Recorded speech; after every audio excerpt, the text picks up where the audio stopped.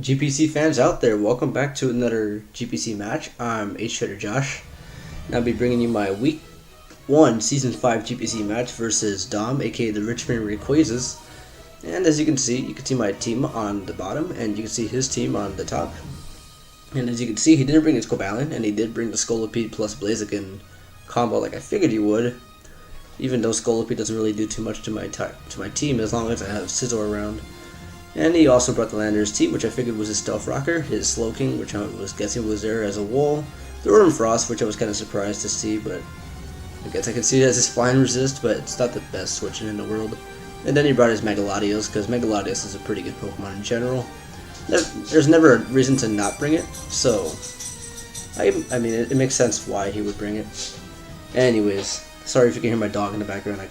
He's actually laying down next to my foot, so hopefully it doesn't cause too much of a disruption. Anyways, if you didn't see my team builder, I'll go over my team. Anyways, I have a defensive Virizion to handle his Landorus T, a pretty bulky SD Scizor to try to sweep late game, especially defensive Piloswine for his Mega Latios, and it can also kind of handle Rotom Frost. And my Scarf Togekiss, so I can, flinch things to death, because that's why it's there.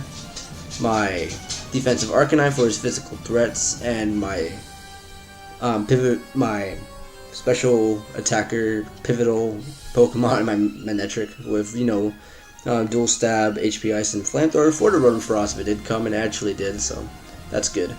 Anyways, I feel like his lead would probably be Landorus, because Landorus would be pretty good to get rocks up in the field. It's not good for my Arcanine and my Togekiss to have rocks up in the field, so I feel like he would lead off with his Slowking. So as you'll see, he's actually, with his Landorus, as he actually does lead with the Slowking. And okay, let me put this on slow. Okay, anyways, yeah, I'm just gonna go for the Giga Drain because I want to check out what kind of spread he is. And according to my calc, if he was physically defensive, I would be easily 3-hit KOing him. But after leftovers, I don't look like him. It's a roll 3-hit KO him, apparently, according to the rules. And if he was physically defensive, I would be guaranteed to 2-hit KO him. So I know he's specially defensive, which is good knowledge to know. Anyways, he makes a pretty good switch and goes into his Mega Latios, because Mega Latios is a pretty bulky Pokemon, won't take too much for my Stab Giga Drain, and he'll get the free Mega off. So at this point, I feel like I need to switch. So I'm going to go into my Piloswine. It's specially defensive, and I feel like he's going to go for the Psychic move, but he's going to get me on the switch, and he's actually going to go for the Surf, as you'll see. And according to my calc, that is definitely max special attack timid, and that pretty much proves how bulky Piloswine is. Anyways, I'm pretty sure he won't stay in, so I'm going to go for the Stealth Rock, because Stealth Rock is pretty good to have later on in the game for chip damage on the Slowking. Anyways, I kind of figured he wasn't going to click the fighting move, because I kind of had Arcanine, but this thing was kind of good to have for his Mega Latios, and as well as his Rotom Frost. So I really wanted to click Earthquake, because I felt like he wasn't going to click a fighting or a fire move. It just wouldn't make any sense. But I decided to make this really safe switch and go into my Arcanine, as he reads that switch pretty well, and he's actually going to go for the Toxic, proving that one, he probably isn't Choice Scarf, so that's definitely really good knowledge to know for the future. But the bad thing is that now my Arcanine is poisoned, and a pretty good wall to Blaziken is now pretty much shut down. Anyways, I'm going to go for my own Toxic, because I kind of figured he would switch into like Landorus to get a -1 drop on me, but he doesn't do that. And now at this point, I'm going to go for the Morning Sun, because I want to be at as much HP as possible. And he actually goes for the Poison Jab, trying to make a hard read for my Togekiss switching on the high jump kick. But I decided to go for the Morning Sun, because I felt like it was a better play. And if he had Stone Edge, he wouldn't kill me, even if he was Life Orb. So that was definitely good information, basically. And at this point, I know he isn't going to click a Poison. I know he's not going to click Poison Jab again, because that's just too risky. So I'm actually just going to go into my Togekiss this time. And I am going to be able to get him this time, as you'll see. I'm going to go into my Togekiss, as he actually goes for the high jump kick, and that's -1. And it still does a good amount of damage, so that kind of proves he is pretty heavily invested into attack. And at this point, I have no reason to not click Air Slash. Air Slash is a pretty spammable move on his team. And he's going to go into the Rotom Frost, and I'm going to be able to connect an Air Slash and make sure he dies to 3 more rock re-entries, but I'm actually going to miss, so I'm like, that's kind of unfortunate. So at this point, I feel like he is going to click an electric move. So I'm going to go into the Young Swine. As you see, he's actually going to go for the Blizzard, and he only does 14% due to my Thick Fat. I kind of resist that hit pretty well. So he doesn't want to risk, of course, going for another Blizzard, and this pretty much proves he doesn't have Will-O-Wisp, or the fact that he's also choiced because he swapped immediately. Anyways, I pulled a double, thinking that he is Choice Scarf, and I was kind of predicting the Landers switching, but he went into the Slowking, and I don't want to try to go with my chance because Slowking is going to be able to eat Air Slashes pretty well. So I'm going to go into King Scizor. I was kind of predicting the Ice Beam, but he actually goes straight for the Skull, and if he burns me, that would be worst case scenario, but he doesn't burn me, which is great. And Skull decided to be a little cold today, and that's amazing because I don't have a Cleric this week, and if this thing would have been burned, I would have been in huge trouble because this thing puts a lot of pressure on this team. Anyways, I'm going to be able to start putting a lot of offensive pressure on him, as I am going to click the U-turn because there's literally no reason for me to not click U-turn. I'm going to guess he isn't Rocky Helmet Landers T because I felt like that would have been his best switching, but he doesn't go into Blaziken. He goes into his Blaziken as I go into my Manectric. And I'm just going to click Volt Switch because I know he isn't going to go into his Landers T. It's just way too risky of a switching because he knows I have HP Ice. There's no reason why I shouldn't have HP Ice. So he is going to go into his Latios, which I guess in comparison to Landers T would have been able to eat an HP Ice reasonably well. So I'm going to go for the Volt Switch and Zap Plate. Volt Switch does about 19%, almost a 5-hit KO. So that's definitely really good. Sorry, I had to pause my video because my headphones got disconnected. Anyways, we're back to the Volt Switch play. Let's just pretend we didn't see this. Yeah, almost a 5-hit KO with Volt Switch, which is pretty good, considering I'm just a timid nature with a resistant Volt Switch. Anyways, I go into this thing. I'm just gonna click Icicle Crash. I feel like Icicle Crash is just my best play overall. But I believe, do I actually switch? No, yeah, I go for the Icicle Crash and they do about 20%, meaning that this thing only has about two. It only has one more Stealth Rock switching, and then the next time it dies. So I'm gonna go into my Togekiss as I feel like he's gonna click Trick, but he actually goes for the HP Fire, gets a critical hit. I'm like, that's kind of unfortunate. So this pretty much proves he is HP Fire for the Scizor. Otherwise, Scizor kind of walls a standard Rotom Wash. So I'm just gonna go for the Roost, and I'm like, okay, I should probably switch, and I could have gone into Arcanine, but, you know, toxic damage would have been pretty detrimental, I believe. So I'm going to go into my main man because HP Fire doesn't do too much to me. And you see, he only does about 30%, so after one more HP Fire, I'm going to be at about 40%. But as you'll see, he will get the crit and does about 47%, puts me at 23%. Meaning that if he ever gets Rocks up, my Manectric only has one more swap in, and then the second time it'll die to Rocks. Which is kind of unfortunate, but you know, crits happen. What am I going to do about it? Anyway, he goes into the Mega Latios, so I'm like 90% sure he's going to click Roost, but I can't risk that because Mega Manectric's pretty good. It kind of outspeeds a good amount of his team. Outspeeds everything except the Scolipede.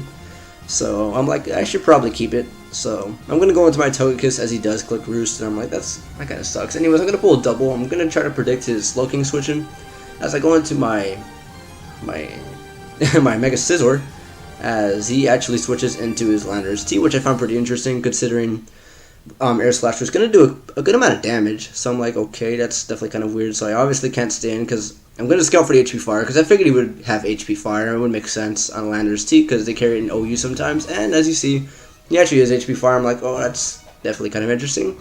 Meaning as long as Landers T is on the field, I can't really sweep with Mega Scizor.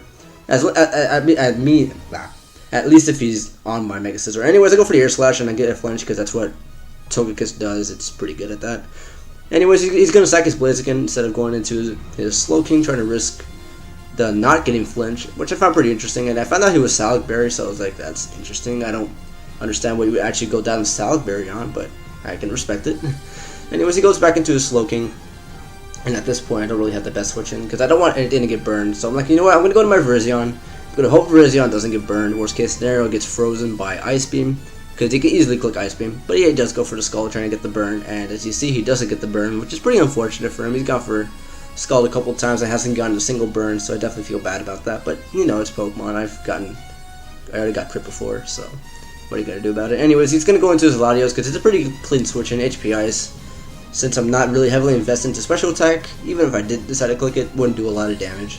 Especially since Giga Drain's only doing about 12%. If you do the math, it's pretty, it'll do about 25%, maybe a little more, maybe 30%, but you know, that's math, and I'm just doing that on the top of my head. Anyways, I feel like he's not going to click Surf, but he does click Surf because I guess he knows Virizion can't touch him too well. Anyways, I'm gonna predict him to switch on the air slash, and I'm gonna go for the roost because I want to keep this thing as healthy as possible. And I almost clicked trick, but you know what? I was thinking I want my scarf so I can outspeed a potential Landers if he actually is fast. Because air slash did a good amount of damage, so I'm like, okay, he might be pretty speed invested, so I'm just gonna, you know, keep my scarf for now. I could have easily clicked trick because I felt like this thing was coming in for sure. Anyways, it makes a pretty good prediction to get to crit flamethrower. And definitely unfortunate because this thing isn't the greatest switch into Slowking in the world now.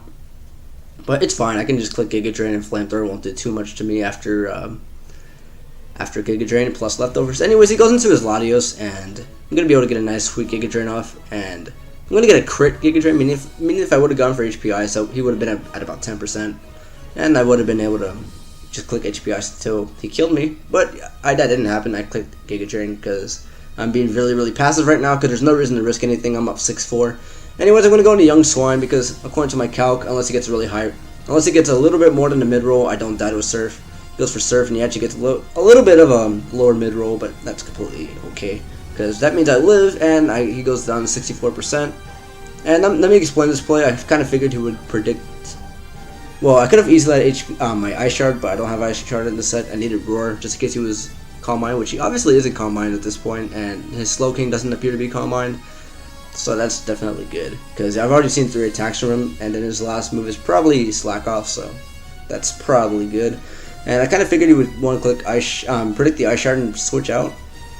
Or 2, I figured he would click Surf again, so I'm going to go in my Togekiss here, predicting one of those two. If he went into Slowking, that would have been cool, because I could try to flinch it down. And I'm going to go into my Togekiss, but he does click the Roost instead, so I could have just stayed in and clicked Icicle Crash, and I would have put him down to about 10% if I hit. Anyways, I go for the Air Slash, praying to get a crit, and even if I don't get a crit, a flinch, man, I'm not doing really well. Anyways, he is going to switch this time again, and he is going to go into his Slowking. And I'm going to go for Air Slash. I get a crit Air Slash to about 35%, so I'm like, oh my god, Air Slash is not doing a good amount of damage to this thing. So, you know what, I'm going to go for Air Slash again. I want to see how much a normal non-crit Air Slash does, and it does about 25%. So, meaning if I get the flinch here, which I do, I only need one more flinch, and he is dead.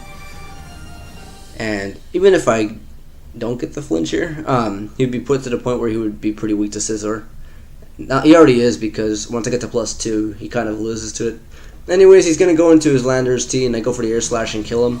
So Togekiss picks up his second kill of the match. Yeah, Togekiss is a male this week. Interesting. Anyways, that's Togekiss' second kill of the match, and as he goes into Scolipede. And at this point, I figured I can go into my Mega Scizor. It's built to wall Scolipede, and it's built to set up on Scolipede. So I was like, you know what, I'm going to go to my Mega Scizor. And I feel like that's pretty good. As he actually goes for the Endeavor. And he actually doesn't affect me, which is pretty interesting because I'm not max HP, so this proves that he was pretty heavily HP invested. So now I'm just going to go for the SD, it doesn't really matter. He gets a crit Mega Horn, and that kind of sucks, but it's okay because a crit Mega Horn doesn't kill me after this SD, and I can just go for Roost, and I would probably be okay. So right now you're going to see a mixture of, let me put this in let me just put it fast, yeah, because this is going to be a kind of spammy sort of event. Anyways, I just go for Roost and I go for SD until I get to +6. As I go for SD here, then I go for Roost, and then this all doesn't matter. You'll see why this doesn't matter all later on. Anyways, yeah, he goes for Mega Horn again as I just go for the Roost because I want to be as healthy as possible. I'm down now. I'm going to go for SD here and go to +6, and then I'm just going to kill him right here with the +6 Bullet Punch because that's going to absolutely destroy this thing because it definitely should. Anyways, I get the crit. That definitely mattered, am I right? Anyways, that's Scizor picking up its first kill of the match. As he goes into his Slowking, now I decided to be this is a stupid play. Like, this is the stupidest play I could have made in my entire life. I go for Bullet Punch, and I needed a super. The highest roll I would have needed the highest roll to kill that Slowking with a +6 Bullet Punch. But I decided to go for it anyways, and I kind of lost my opportunity of getting a 6-0. But you know what? That's okay. Because a 5-0 is pretty good in my opinion, especially for my first ever GPC match. Anyways, I'm gonna go for the Volt Switch, and that actually picks up its second kill of the match, so that's definitely really good. And now I can just go into my Scarf Togekiss, and as long as I don't miss Air Slash, I pretty much win the game at that point. And as I go into my Togekiss, he's gonna go into his Latios, go down to about 29%, meaning that according to my calc, an air slash should easily do 29% as it does, and he actually was rounded to 28, meaning there was even more of a chance of being a 100% chance of killing him with air slash. Anyways, that's GG, and GG to my opponent. That was definitely a pretty well played match by him, and I had a lot of fun. That was the most fun I've had playing Pokemon in a long time, and as you can tell, that's one of my first matches I've won in a long time, and that's definitely really good.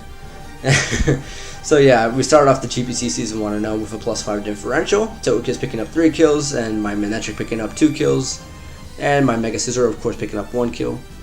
And that's definitely pretty good. I can respect that from my skill as a battler and my Pokemon as I drafted. And even though I only drafted 9 Pokemon, meaning you could predict 66% of my Pokemon most of the time, and if you can tell by the way I play, you can pretty much predict 100% of what I'm bringing. But you know what?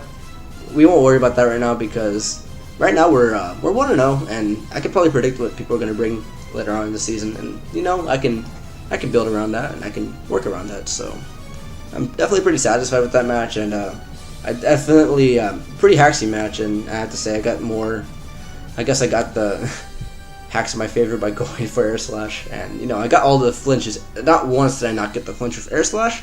And I know it's hacks to not get the flinch, but you know what? My luck, I don't get the flinch that often. I got the flinch every single time, and that's awesome. Alright, I can respect that by Togekiss. Good job, you made me proud. Thank you. Anyways, that's pretty much it for me. So I probably should be up on out of here. So yeah, I'll be seeing you on my next video, whichever one it may be. So yes, au revoir and peace.